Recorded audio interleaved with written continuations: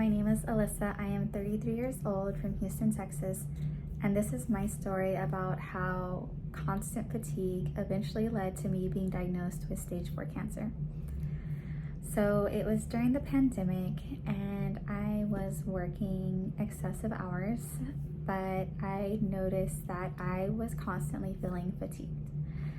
This was not normal for me. I've always dealt with stress fairly well, and I only had the energy to go to work, go home, go to sleep, and repeat. On my days off, I did not want to go out to social gatherings. I just needed sleep. This caused a little bit of trouble in my marriage. My spouse wanted to go out and do things with me, but I just didn't have the energy. So at that point, I started to realize there's something wrong with me. I need to get this checked out. It does not feel like normal fatigue. And I knew that thyroid issues ran in my family, so I thought maybe this is my time for me to have thyroid issues. So I went to the doctor, shared with them how I was feeling, and they agreed that I shouldn't be feeling this way, that I am fairly healthy. I don't have any existing health issues, and I'm young, I'm active. It just didn't make sense. So we ran blood work and it came back normal. There were no issues uncovered, and at that time my doctor said, you know what, let's follow up in a couple months. Maybe work will change, and with less stress you might not feel as fatigued, but let's check in. So I did. I went back in a few months, and at that point I was still feeling that constant fatigue. I did not feel stressed, so at that time they did a sleep apnea test, thinking maybe I wasn't getting adequate sleep. That could also cause me to be tired, but that test came back as negative. Well, again, let's follow up, do more blood work in a couple of months, see how things are going. Well, within a few months, I noticed that my smartwatch was going off to tell me that my resting heart rate had been over 100 for more than 10 minutes while I had been resting.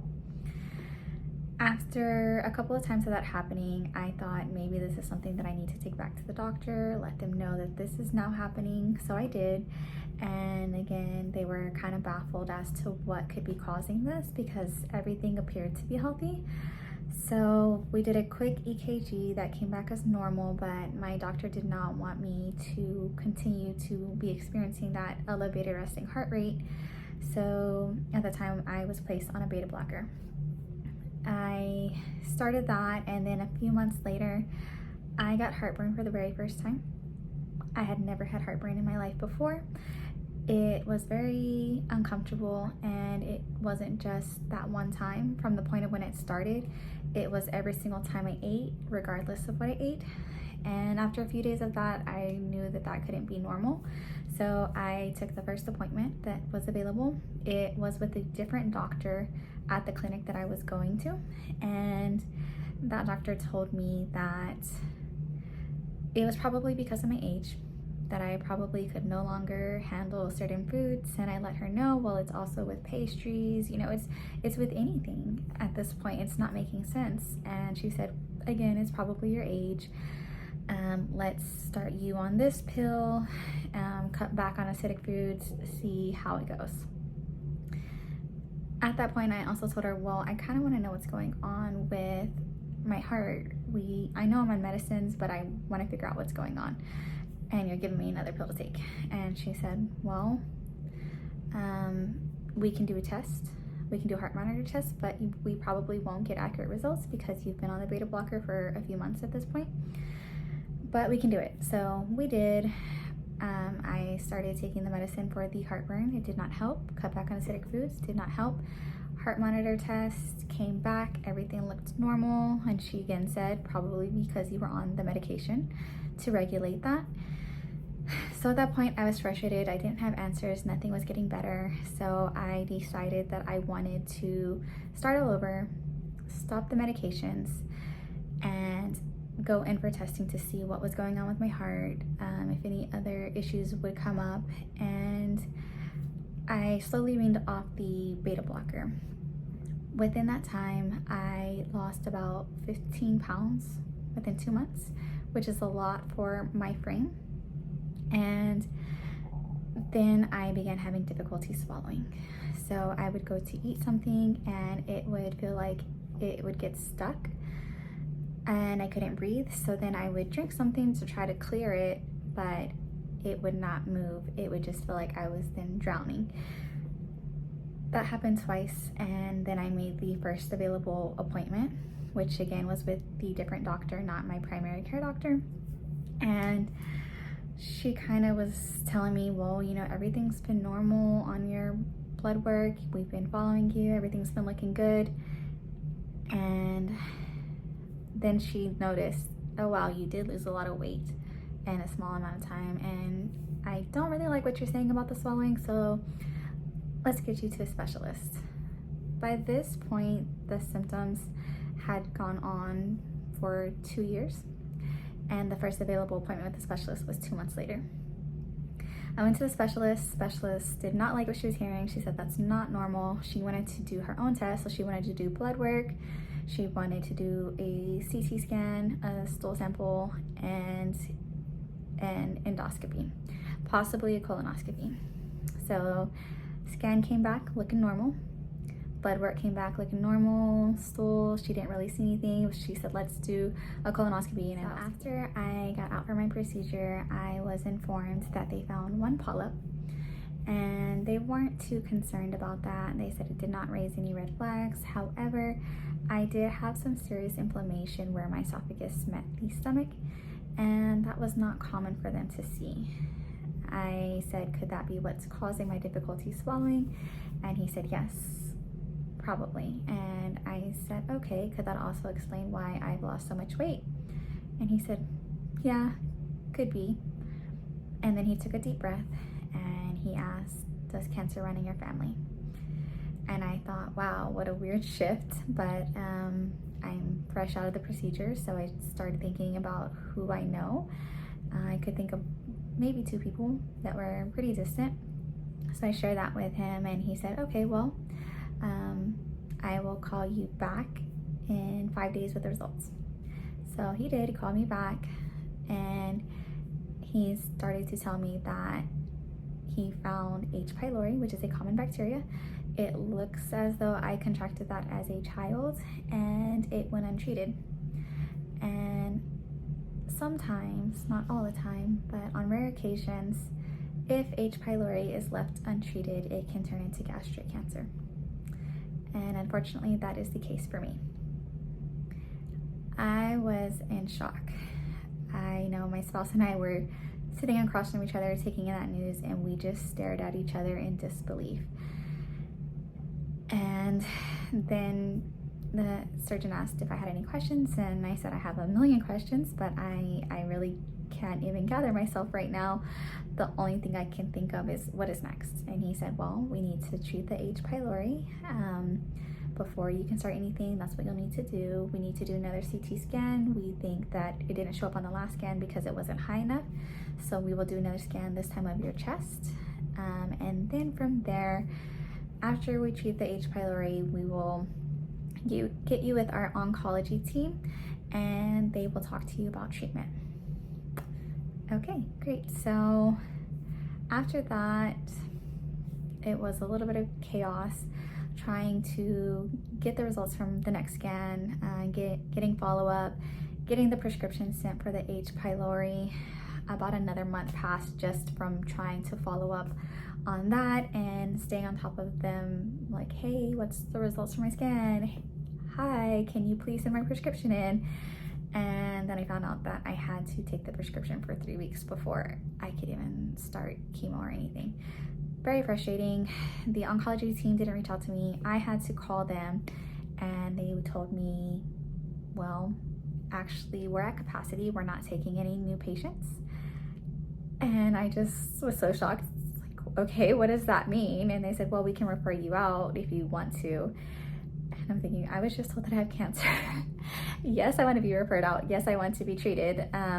Please. So I was referred out to a cancer specialist, and it was a complete 180. Immediately was treated with care. They got me into my appointments. And the first one was I met with the surgical oncologist, and he shared with me that I would need to do 4 rounds of chemo, and then I would have my stomach removed, and then another 4 rounds. And I said, okay, perfectly fine. He said, okay, but before that, we do have to do our own testing. We want to do our own scans. We want to do our own endoscopy, this time with ultrasound, because we know there's cancer. And we also want to do a laparoscopy with the type of cancer that you have. It does not show up well on scans, and we need to ensure that there is no further spreading. The most common area we see is the peritoneum. That is an area that we do not like to see it because it is very difficult to deal with. So I did another CT scan, did the endoscopy. Well, before I did the endoscopy, I had the laparoscopy, and at the time of that, they also implanted my chest port where I received chemo, and then they took some biopsies from there. And about a week later, before my endoscopy, I was contacted by the surgeon, and he told me that unfortunately one of the biopsies that they took during the laparoscopy came back as cancerous. This means that I am stage 4. This means that surgery is off the table, and now I would have to meet with the oncologist and talk about what will be the treatment plan. For me, that was very heavy because I had already been informed that the type of cancer that I have is aggressive, and that the only way to beat it is to remove your entire stomach. So now you're telling me that I cannot have the surgery to remove my stomach. So what do we do from here? So just taking in that news, it was a lot. It was a lot on me, on my family. I felt guilty. I felt like I was already putting my family through a lot, and it just felt so heavy. And so I asked my surgeon, how do I get surgery back on the table? And he said, we typically don't do surgery for stage 4 patients. However, in 4 months, we can follow up with you and do another scan. And if everything is looking good, we may be able to do a different procedure called HIPEC, where we apply chemo directly to your peritoneum. This has shown to be helpful, but again, it's going to be depending on your scans at that time, because I can say, well, actually, I want you to continue with chemo. And I said, okay, awesome. So I then met with the oncologist, and she shared with me the treatment plan, which included chemo every 2 weeks for the rest of my life, with the goal of prolonging my life and making me as comfortable as possible.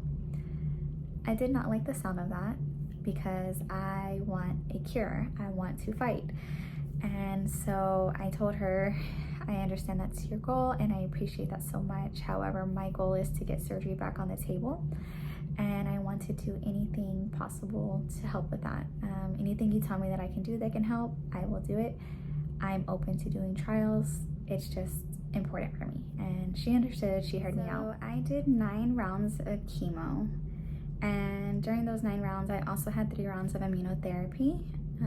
But I had to discontinue the immunotherapy because it was affecting my liver. My liver enzymes were elevated. We did a liver biopsy, and they determined that it had been caused by the immunotherapy. After the 9 rounds of chemotherapy, I was informed that there was a trial opening up where I could receive chemo directly to my peritoneum. And I thought, wow, this is perfect. This is what I need. And they also told me if I joined this trial that I could possibly have the surgery to remove my stomach. So I said, yes, sign me up. I want to do this. And my oncologist informed me that I had a cyst that had grown. So before we can do that, we had to do an ultrasound to see if we can tell if this is cancerous or not. That kind of stressed me out because I felt like I was so close to getting what I wanted, and I had another hurdle to overcome.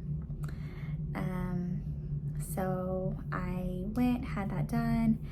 The ultrasound came back as non-definitive, but I met with my surgeon a week later, and he let me know that I was still eligible to join the trial. So I was so happy about that. And he said that we would have to remove my ovaries, which that was pretty heavy news for my spouse and I, because we wanted to continue growing our family. Planned on having 2 more babies, carrying 2 more babies, and then afterwards adopting. But this kind of changed the plans of that. So I was just thinking, well, maybe we just go straight into adoption. But regardless, it's still heavy news to take in and just deal with. But I met with the surgeon at that time, a different surgeon who was supposed to remove my ovaries, and she did not agree with my surgeon. She felt that my ovaries looked relatively healthy, and she did not feel that it would help my situation. She told me that my prognosis wasn't good, and she did not feel like this would help me. I said, I understand, I know what I'm dealing with, but if there is cancer in my ovaries, I would like them removed. And my surgical oncologist feels this way as well, so I would like to move forward with what he advises. And we planned to follow up the day before surgery, and that's what we did. So I did the chemo, I had it directly to my peritoneum, and then it was time for surgery. I met with the surgeon who was to remove my ovaries, and she said, okay, so what are we doing? I said, we are removing the ovaries, and she just completely seemed disappointed and said, well, you know that you're not going to be able to have babies? I said, yes, I am aware of that. It is not something that it's not a decision that we are making very lightly. It is impacting us. However, to prolong my life and possibly grow our family, I have to live. Like, I have to beat cancer. So I would like to remove the ovaries. And she said, you know, you're gonna go through menopause, and you're very young to be going through menopause. And I said, I understand that, and I appreciate you for trying to make me aware of all the consequences of the surgery. But I have cancer. I am having my stomach removed.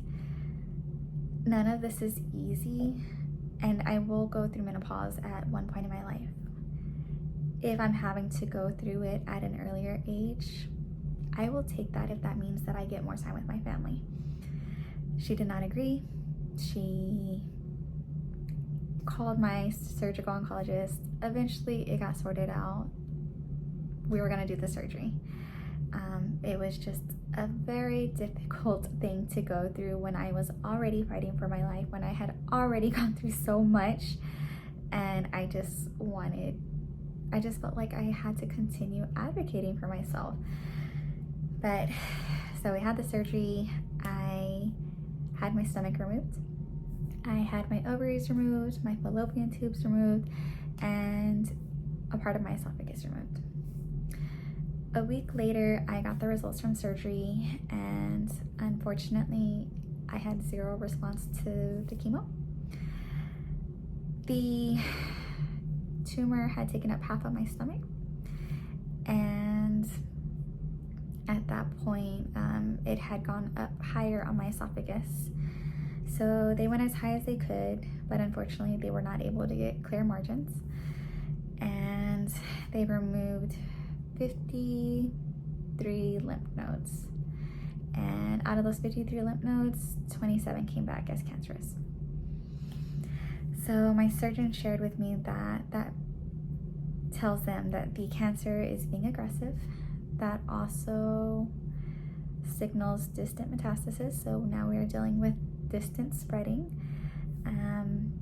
And at that point, I still had 3 more rounds of the peritoneal chemo left to do, and he said, I just don't know if we should continue focusing on the peritoneum or if we need to hurry up and go back to systemic chemo, which goes through your entire body.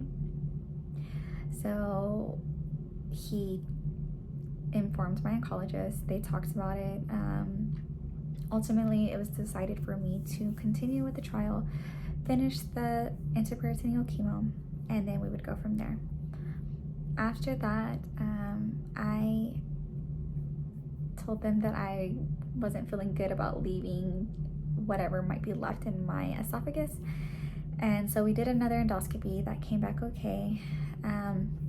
I had a liver biopsy as well because I then had 3 spots on my liver, and they were only able to biopsy one, the largest one that was in the safest spot, and that came back as okay. So I was informed that this is good news. We can't really guarantee that you don't have cancer in your liver, but from this biopsy coming back negative, and we also did a Signatera blood test where they test the DNA of the tumor, and then they test your blood and see how much of that DNA is circulating through your blood. If that number goes up, then that kind of signals cancer progression. And so yes, we did that, and we did not see that number jump up. The biopsy came back negative. The other 2 spots, we don't know. We don't know if they are cancers or not, but we're feeling pretty good to wait and watch them closely. So now I get scans on them every 2 months. I'm doing the Signatera blood test every 2 months, just trying to monitor everything and kind of pin down where the cancer is spreading to. It is a difficult place to be, to know that you have cancer spreading throughout your body and you don't really know where it is going to spread through. I am constantly fatigued for many reasons. I don't have a stomach, so that causes fatigue. Going through menopause, that causes fatigue.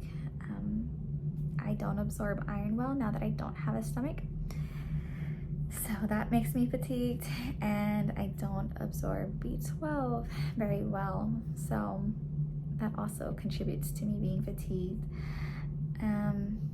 It's definitely a new life. I don't think I will ever go back to my normal. I don't think I will ever go back to a normal life. I think now we move forward in a new normal, and I just try to take everything day by day. My biggest motivation is my family and my faith. I want to be here for my family through everything. I want to see them reach their milestones. I want to see my child graduate high school, get married, have children.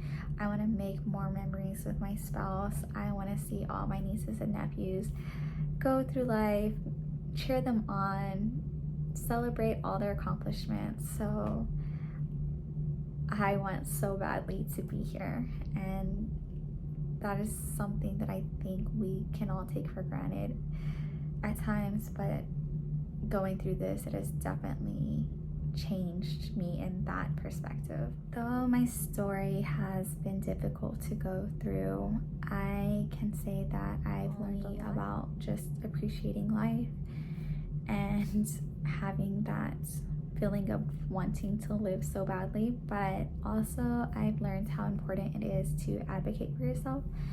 And that is why I'm sharing my story, because I don't want anyone to go through a similar experience as I did. Honestly, you know your body best. So if you feel like something is off, please get it checked out. If you don't get answers, please get a second opinion. Don't be afraid to ask questions. Don't be afraid to ask, well, is there a test that we can do to ensure that this is exactly what's going on? Exhaust all options, because there are some things that are sneaky, and blood work unfortunately is not enough. So definitely advocate for yourself until you feel okay, because nobody should be going around feeling horrible. There has to be answers, there has to be a solution. So that is all that I wanted to share. That is my journey up until this point. There's so many other pieces that I could go into, but I would be on here for hours. So if you have any questions, feel free to leave them below. One last thing, some things that I want to clear up that I hear so often. not have the COVID vaccine. So no, I did not have that. I have been a relatively healthy person all my life, working out, eating fairly healthy. I did not drink a lot. I did not smoke. Most of the foods I consumed were foods that I prepared myself. I did not overindulge in fried foods or sweets or anything like that. I will not say that I never had those things because I like to try new things, but as far as day to day, my eating was pretty healthy. And I stopped drinking sodas at the age of 13. I drank water. This was caused by H. pylori that went untreated, and what caused the H. pylori we probably won't ever know because it was so long ago. But yes, I hope that clears some things up. If you have any additional questions, please let me know, and thank you all for watching.